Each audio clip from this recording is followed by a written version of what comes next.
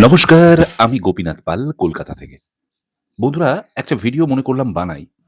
আমি যেহেতু কোনো জ্ঞান দিচ্ছি না, নিজের উপলব্ধিগুলো আমি সবসময় ভাগ করে নিই।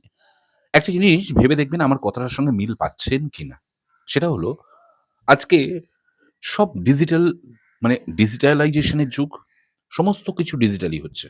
রাইট? এবং সারাদিন আমরা মুঠোফোনে বন্দী। এবং এটা হতেই হবে কেননা যুগ এগিয়েছে, সমাজ পাল্টেছে। এখন দেখবেন ব্যাংকে লাইন পড়ে না। বিকজ অফ মোবাইলেই সব হয়ে যাচ্ছে। এই ডিজিটালি যুগে আপনি যদি পিছিয়ে থাকেন তাহলে কিন্তু আপনি হেরে যাবেন। আপনাকে জিততে হবে।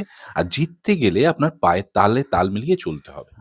এই যে মুঠোফোন, যে ফোনে আমি ভিডিও করছি, এই মুঠোফোনে ২ ধরনের ব্যাপার আছে। একটা হচ্ছে এক শ্রেণী সারাদিন মোবাইল দেখে যাচ্ছে, রিলের পর রিল, আননেসেসারি রিল, যেটা তার কোনো কাজেই লাগবে না। শুধুমাত্র সাময়িক একটা এন্টারটেইনমেন্টের জন্য।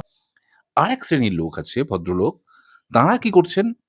তাঁরা কিন্তু তাঁদের যে ট্যালেন্ট সেটা এই প্ল্যাটফর্মে এসে শেয়ার করছেন। ফলত কি হচ্ছে? আপনারা হয়তো ভাবছেন, লাইক পড়ছে না, ফলো পড়ছে না, ধুর কি করতে ভিডিও করব? না। এই ভিডিওটা শুধুমাত্র আপনার পাড়া-পড়শি বা শুধুমাত্র এই ফেসবুকে কয়েকজন যারা আছে তাদের জন্য নয়। গ্লোবালি এই ভিডিওটা যখন আপনি পোস্ট করছেন তখন সারা মানুষ দেখছে। এবং একটা কথা সবসময় জানবেন, যদি আপনার মধ্যে ট্যালেন্ট থাকে, তাহলে এই মুঠোফোন কিন্তু আপনার ভাগ্য বদলে দিতে পারে। ইয়েস! এত বড় কথা আমি বললাম। আপনার ভাগ্য বদলে দিতে পারে। অনেকে বলবেন, "দাদা আমি তো ক্যামেরার সামনে আসতে ভয় পাই।" অনেকে বলবেন, "দাদা আমার ট্যালেন্ট আছে কিন্তু আমি অতটা পারি না, কি করব বুঝে উঠতে পারি না।" আপনি যেটা পারেন, দিনের একটা সময় বেছে নিন এবং সেই সময় সেটা করে পোস্ট করুন। এতে কি হবে জানেন? সব শ্রেণী আপনাকে গ্রহণ করবে না। কিন্তু সব শ্রেণীর মধ্যে কিছু শ্রেণী, যাদের আপনার কথা ভালো লাগবে, তারা কিন্তু আপনাকে বরণ করে নেবে। এবং এর যে গুড ইফেক্ট কতটা বেশি, এটা কিন্তু আপনি পাড়ায় পোস্ট করছেন না। এটা কিন্তু আপনি আপনার অঞ্চলে পোস্ট করছেন না। এটা আপনি ডিজিটালি প্ল্যাটফর্মে পোস্ট করছেন। অনেকটা এগিয়ে যেতে পারেন। এবং কপাল কখন কার বদলায় কেউ কিন্তু জানে না। তাই চেষ্টা করে যেতে হবে।